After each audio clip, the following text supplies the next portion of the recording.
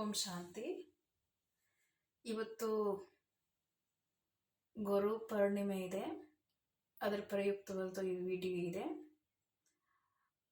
ಇವತ್ತಿನ ದಿನ ನಾರ್ಮಲಿ ಪ್ರಪಂಚದಲ್ಲಿ ಗುರುಗೆ ಜಾಸ್ತಿ ಬೆಲೆ ಕೊಡ್ತಾರೆ. ಅಂದರೆ ಯಾರು ನಮ್ಮ ಜೀವನಕ್ಕೆ ದಾರಿ ತೋರಿಸೋರು ಇರ್ತಾರೆ, ನಮ್ಮ ಜೀವನಕ್ಕೆ ಬೆಳೆಸೋಕರೆ, ಒಂದು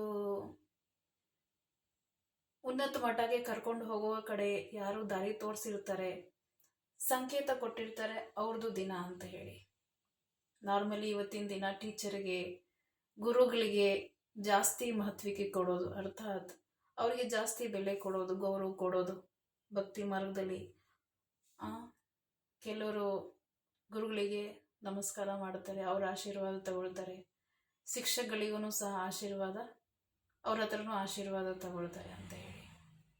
ಆದರೂ ಈ ಪ್ರಪಂಚದಲ್ಲಿ ಶಿಕ್ಷಕರಿಗೆ ಶಿಕ್ಷಕ, ಗುರುವರಿಗೆ ಗುರು, ಸದ್ಗುರು ಯಾರಿದ್ದಾರೆ ಅದರ ಬಗ್ಗೆ ಮಾತ್ರ ಕೆಲವರಿಗೆ ಗೊತ್ತಿದೆ.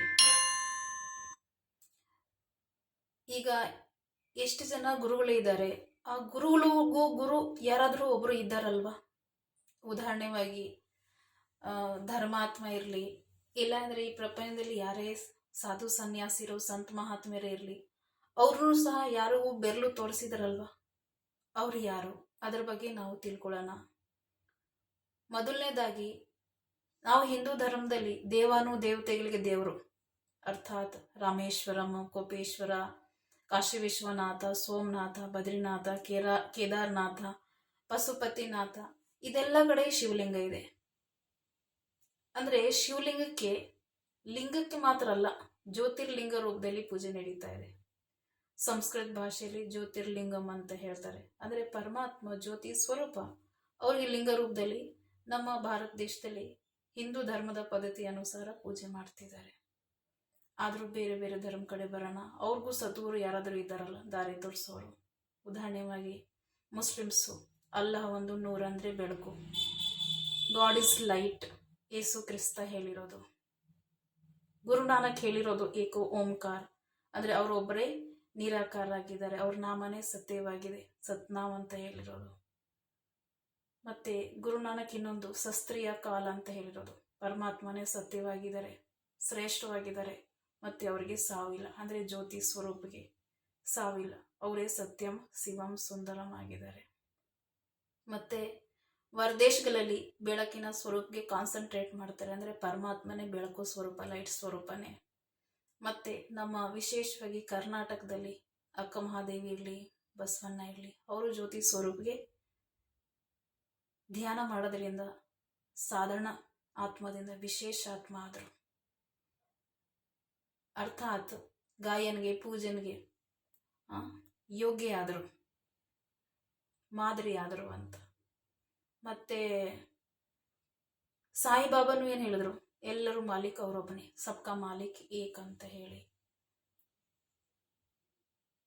ಗೌತಮ್ ಬುದ್ಧ, ಮಹಾವೀರ್ಜಿಗೆ ನಿರಾಕಾರ ಜ್ಯೋತಿ ಸ್ವರೂಪ ಸಾಕ್ಷಾತ್ಕಾರ ಆಯಿತು, ಆಗ ಅವರು ಧರ್ಮ ಸ್ಥಾಪನೆ ಮಾಡಿದರು. ಅಂದರೆ ಎಲ್ಲ ಧರ್ಮಾತ್ಮ ಇರಲಿ, ದೇವಾತ್ಮ ಇರಲಿ, ಮತ್ತು ಶ್ರೇಷ್ಠ ಪುಣ್ಯ ಆತ್ಮರೇ ಇರಲಿ, ಎಲ್ಲರೂ ನಿರಾಕಾರ ಜ್ಯೋತಿ ಸ್ವರೂಪಗೆ ಸಂಕೇತ ಕೊಟ್ಟಿರೋರು. ಹಾಗಾದರೆ ಜ್ಯೋತಿ ಸ್ವರೂಪ ಈ ಪ್ರಪಂಚದಲ್ಲಿ ಪ್ರತಿಯೊಬ್ಬ ಆತ್ಮರ ತಂದೆ, ಪಾಪಾತ್ಮ, ಪುಣ್ಯಾತ್ಮ, ಮಹಾನಾತ್ಮ, ದೇವಾತ್ಮ, ಧರ್ಮಾತ್ಮ, ಉತ್ತಾತ್ಮರಿಗೆ ತಂದೆ ಪರಮಾತ್ಮ, ನಿರಾಕಾರ ಜ್ಯೋತಿ ಸ್ವರೂಪ. ನಾನು ಆತ್ಮ, ನನ್ನ ತಂದೆ ಪರಮಾತ್ಮ, ಅವರು ತಂದೆಯಾಗಿದ್ದಾರೆ, ಶಿಕ್ಷಕರಾಗಿದ್ದಾರೆ, ಮತ್ತು ಸದ್ಗುರು ಆಗಿದ್ದಾರೆ. ತಂದೆಯಾಗಿ ಪಾಲನೆ ಮಾಡ್ತಿದ್ದಾರೆ, ಶಿಕ್ಷಕರಾಗಿ ಒಂದು ಸಾಧಾರಣ ಮನುಷ್ಯತೆ ಅನ್ನೋದು ಆಧಾರ ಮೂಲಕ, ಅರ್ಥಾತ್ ಸಾಧಾರಣ ಮನುಷ್ಯತೆ ಅನ್ನೋದು ಆಧಾರ ತಗೊಂಡು ಅವರು ಬ್ರಹ್ಮ ಅಂತ ನಾಮಕರಣ ಮಾಡಿ ಅವ್ರ ಮೂಲಕ ಶಿಕ್ಷಕರಾಗಿ ಓದಿಸ್ತಾ ಇದ್ದಾರೆ, ಅರ್ಥಾತ್ ದಾರಿ ತೋರಿಸ್ತಿದ್ದಾರೆ, ಸಂಕೇತ ಕೊಡ್ತಾ ಇದ್ದಾರೆ.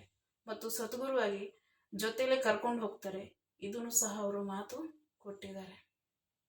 ಅಂದರೆ ಈ ಸೃಷ್ಟಿಗೆ, ಇಡೀ ಸೃಷ್ಟಿಗೆ ಸದ್ಗುರು ಶಿವ ಪರಮಾತ್ಮ, ಅವರಿಗೆ ಪ್ರೀತಿಯಿಂದ ಶಿವ ಹೇಳ್ತೀವಿ, ಮತ್ತು ನಮ್ಮ ಭಾವನೆಯಿಂದ, ನಮ್ಮ ಭಾವನೆ ಬಳಸ್ತೀವಿ, ನಮ್ಮ ಹತ್ರ ಸಂಬಂಧವನ್ನು ಉಪಯೋಗಿಸ್ತೀವಿ, ಅದಕ್ಕೆ ಪ್ರೀತಿಯಿಂದ ಅಪ್ಪ, ತಂದೆ ಅಂತ ಹೇಳ್ತೀವಿ, ಬಾಬಾ ಅಂತ ಹೇಳ್ತೀವಿ.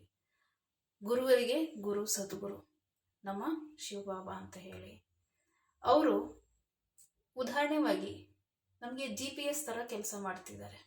ಪರಮಾತ್ಮ GPS ಅಂದರೆ ಹೇಗೆ ರೀತಿ ಗಾಡಿಯಲ್ಲಿ GPS ಇರುತ್ತೆ, ಅಂದರೆ ಸರಿಯಾದದು ಡೈರೆಕ್ಷನ್ ತೋರಿಸೋದು, ಯಾವ ಜಾಗಕ್ಕೆ ಏನೇನೈತೆ ಅದರ ಬಗ್ಗೆ ತೋರಿಸೋದು, ಮತ್ತು ನಾವು ಹೇಗೆ ಆ ಜಾಗಕ್ಕೆ ತಲುಪ್ಬೋದು ಹೋಗಿ ಅದರ ಬಗ್ಗೆ ನಮಗೆ ಸರಿಯಾಗಿ ಮಾರ್ಗ ತೋರಿಸೋದು. ಸೇಮ್ ಅದೇ ಥರ ಪರಮಾತ್ಮನೂ GPS ಥರ ಕೆಲಸ ಮಾಡ್ತಿರ್ತಾರೆ. GPS ಅಂದರೆ ಜಿ ಅಂದರೆ ಅವರು ಗಾಡ್, ಜಿ ಅಂದರೆ ಸರಿಯಾಗಿ ಒಂದು ಮಾರ್ಗದರ್ಶನ ಮಾಡ್ತಾ ಇರೋದು, ಪಿ ಅಂದರೆ ಪವರ್, ಪ್ರೀತಿ, ಎರಡೂ ಸಹ ಇದೆ. ಪ್ರೀತಿ ಕೊಡ್ತಾ ಇರೋದು, ಪ್ರೀತಿಯಿಂದ ಮಾರ್ಗದರ್ಶನ ಮಾಡ್ತಾ ಇರೋದು. ಮತ್ತು ಎಸ್ ಅಂದರೆ ಶಕ್ತಿ ಕೊಡ್ತಾ ಇರೋದು, ಗುಣ, ಶಕ್ತಿ ಮತ್ತು ಪ್ರೀತಿ. ಈ ಮೂರು ಶಕ್ತಿದಿಂದ ಪರಮಾತ್ಮ ನಮಗೆ ಮಾರ್ಗದರ್ಶನ ಮಾಡ್ತಿರೋದು. ಅಂದರೆ ಎಲ್ಲಕ್ಕಿಂತ ದೊಡ್ಡ ಮಾರ್ಗದರ್ಶನ ಯಾವುದು ಅಂದರೆ ನಾವು ಈ ಹುಟ್ಟು ಸಾವದ ಚಕ್ರದಿಂದ ಬಿಡಿಸ್ಕೊಂಡು ನಾವು ಮನೆಗೆ ಹೋಗೋದು, ಪಾಪ ಪುಣ್ಯದ ಅರ್ಥ ತಿಳಿಸೋದು, ಮತ್ತು ಪಾಪ ಹೇಗೆ ನಾವು ಮಾಡ್ತಾ ಇದೆ ಮತ್ತು ಈ ಪಾಪದಿಂದ ಬಿಡಿಸ್ಕೊಂಡು ನಾವು ಪುಣ್ಯ ಕಡೆ ಹೆಂಗೆ ಹೋಗಬೇಕು, ಇದ್ರ ಬಗ್ಗೆ ಪರಮಾತ್ಮನೇ ಸರಿಯಾದ ಮಾರ್ಗ ನಮಗೆ ತೋರಿಸ್ತಾ ಇರೋದು. ಅವರೇ ಪರಮಾತ್ಮ, ಶಿವ ಆಗಿದ್ದಾರೆ. ಅದಕ್ಕೋಸ್ಕರ ಫಸ್ಟು ನಾವು ಅವ್ರ ಆಶೀರ್ವಾದ ಪಡೆಯೋಣ. ಅವ್ರ ಆಶೀರ್ವಾದ ಪಡ್ಕೊಳ್ಳೋಕ್ಕೋಸ್ಕರ ನಾವು ಅವ್ರ ಅನುಸಾರ ನಡಿಬೇಕಾಗಿರೋದು, ಅವ್ರ ಮಾತಿಗೆ ನಾವು ಕೇಳಬೇಕಾಗಿರೋದು, ಅವ್ರ ಮಾತಿಗೆ ನಾವು ಗೌರವ ಕೊಡಬೇಕಾಗಿರೋದು. ಈಗ ಪರಮಾತ್ಮ ಆಗಲೇ 1937ನೇ ಇಸ್ವಿಯಲ್ಲೇ ಸಾಧಾರಣ ಮನುಷ್ಯತನದ ಆಧಾರ ಮೂಲಕ ಮಾರ್ಗದರ್ಶನ ಮಾಡ್ತಿದ್ದಾರೆ. ಅವ್ರ ಮಾರ್ಗ ನಾವು ತಗೊಳ್ಳೋಣ ಮತ್ತು ಅವ್ರ ಅನುಸಾರ ನಾವು ನಡೆಯೋಣ. ಆಗ್ಲೇ ಸತ್ಯವಾದ ಸದ್ಗುರಿಗೆ ಬೆಲೆ ಕೊಡೋ ಥರ ಆಗುತ್ತೆ. ಒಳ್ಳೆಯದು. ಇವತ್ತು ವಿಶೇಷವಾಗಿ ಗುರು ಪೂರ್ಣಿಮೆ ಇದೆ. ಅದಕ್ಕೋಸ್ಕರ ತಾವೆಲ್ಲರೂ ಗುರು ಪೂರ್ಣಿಮೆ ಹಬ್ಬದ ಹೃದಯಪೂರ್ವಕವಾಗಿ ಶುಭಾಶಯಗಳು.